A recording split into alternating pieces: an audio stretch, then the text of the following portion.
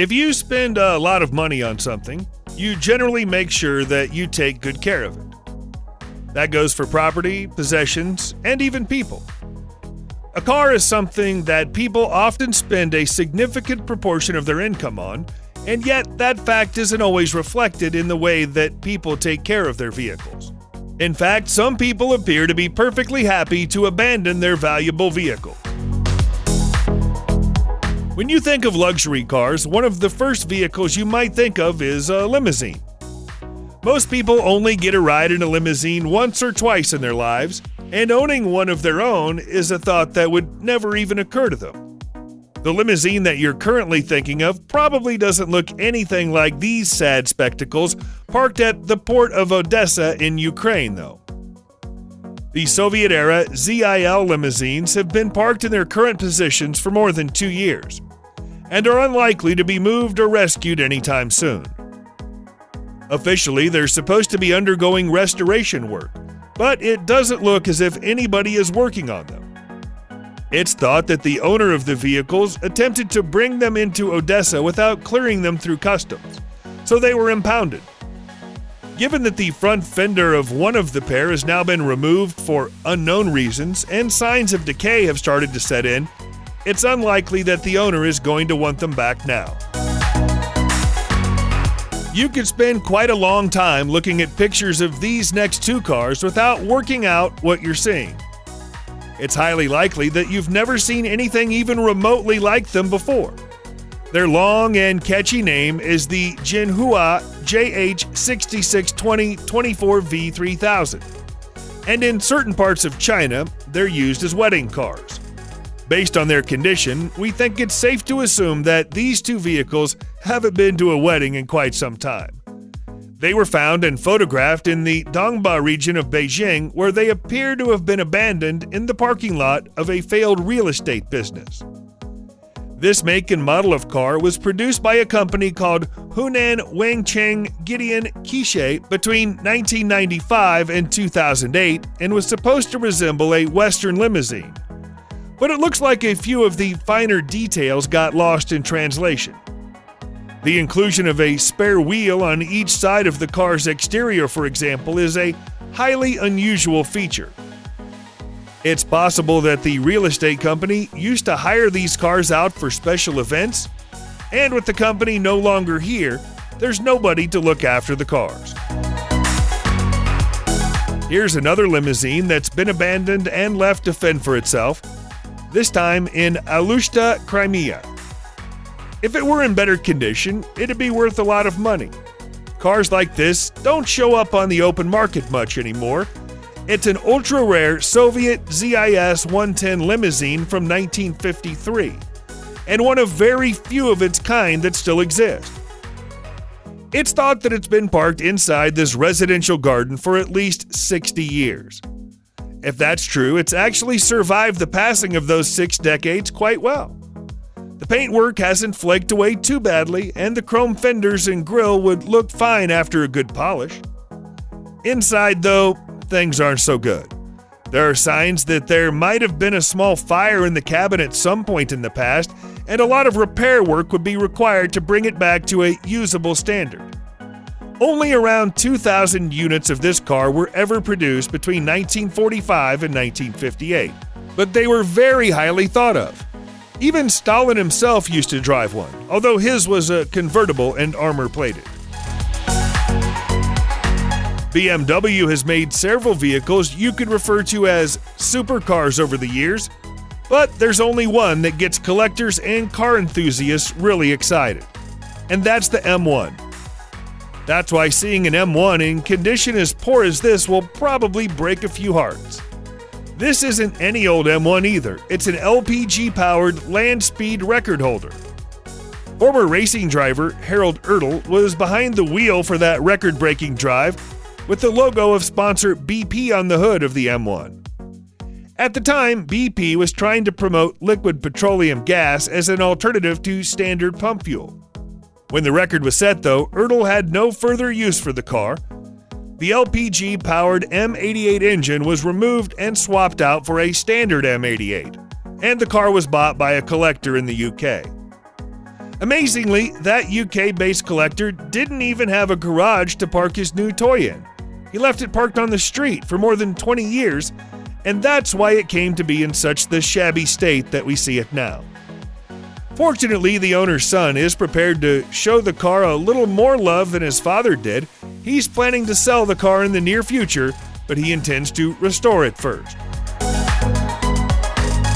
Speaking of beautiful cars that have been parked in unsuitable places, here's a pair of 1970 Plymouth Superbirds that's been at least 30 years parked in a field at the back of a property in South Carolina, USA. They'd been there for so long that the trees hadn't just grown around them, they'd started growing through them.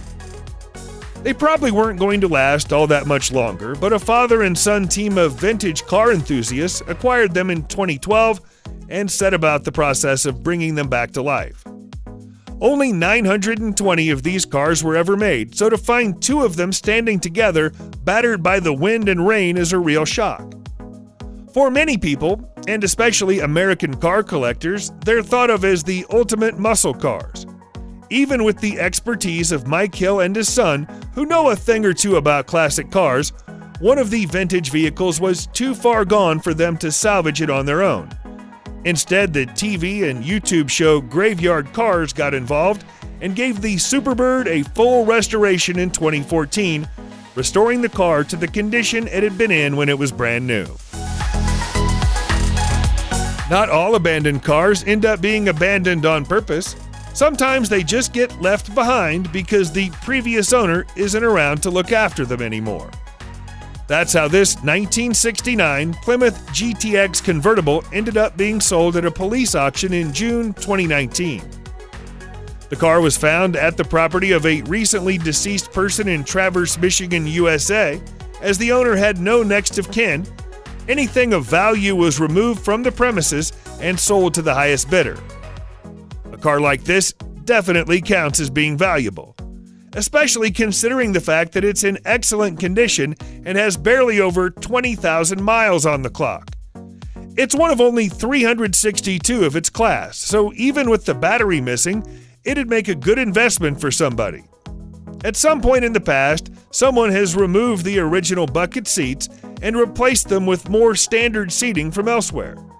But that's nothing that can't be fixed. The police expected to get around $50,000 for it when they sold it, but the final price ended up pushing above $90,000. While we're on the topic of cars from 1969, here's a 1969 Boss 302 Mustang concept car that was found in a barn in 2015. Yes, you heard us correctly. Somebody left a concept car this valuable in a barn and allowed it to get into this kind of condition. That ought to be a criminal offense. As if the car wasn't already valuable enough on its own, it has another wrinkle to its history that pushes its value up even higher. This car was once owned by legendary designer Larry Shinoda.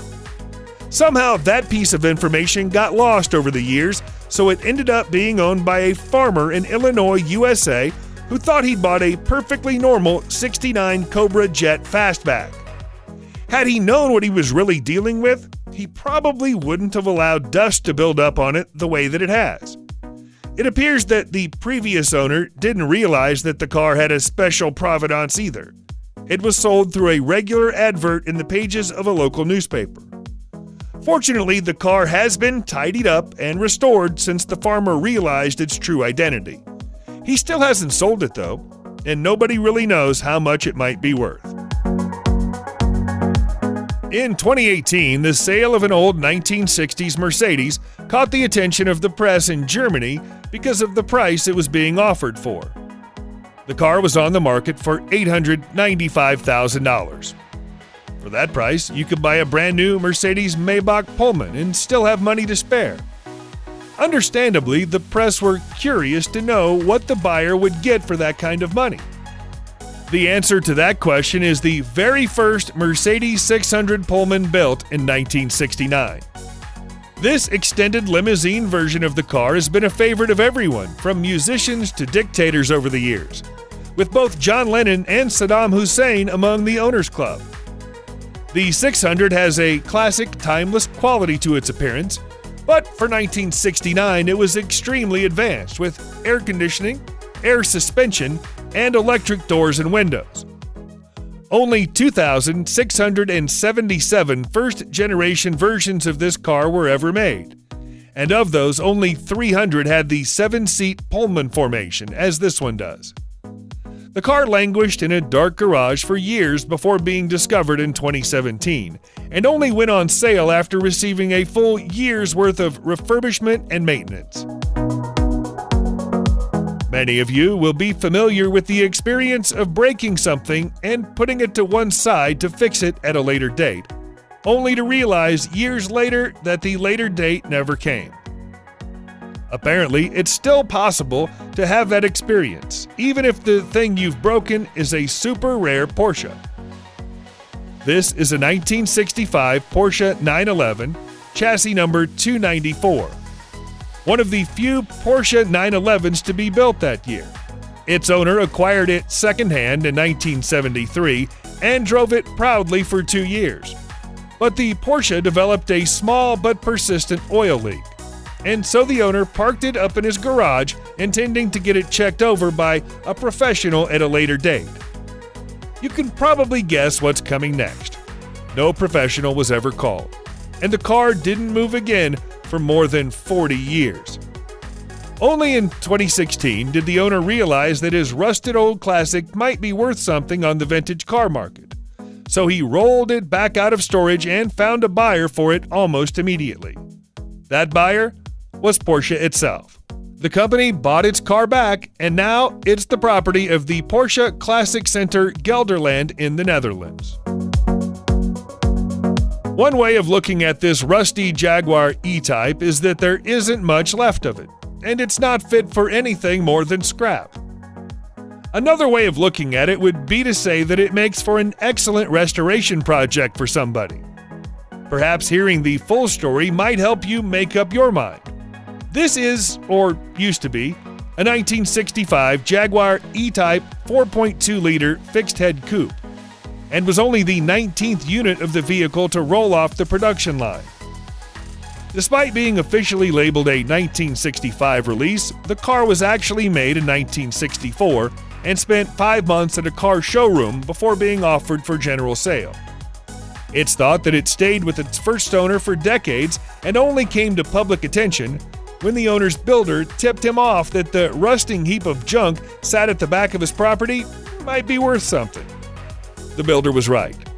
The car went to auction and sold for a little over $50,000. That might seem like a lot for a car that's basically a wreck, but if it were to be fully restored, its true value could be 4 times that amount. Those of you who know a thing or two about car designers, and Lotus car designers in particular, might have heard of Frank Costin and Roger Nathan before. They were the men responsible for this incredibly rare and precious barn find. It's a Costin-Nathan Works prototype that was raced professionally by Roger Nathan himself in 1966, picking up 5 class wins in the process. The old British racing car is extremely light thanks to its plywood design and is pushed along by an old-fashioned 998cc Hillman Imp engine. Unfortunately, a car with a plywood body is also prone to picking up dents and divots, which explains the somewhat shabby condition of its exterior. The prototype wasn't raced for long, and it's been in storage for 45 years by the time it turned up as a barn find in October 2016. By that point, it was missing its powertrain, and it was desperately in need of a fresh coat of paint.